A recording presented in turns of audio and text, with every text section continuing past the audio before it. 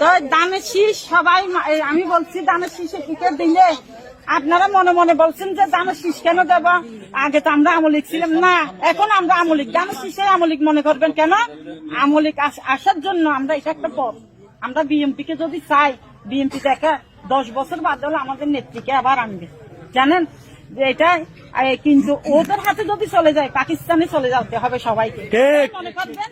এটাই আপনাদের আমার বক্তব্য শেষ করলাম। আমার বোনদেরকে বলছি, সকলে তো আমার মায়ের বোন বা জাল মা না শাশুড়ি আছেন এখানে, সবাই আমলিক এখানে আমি জানি।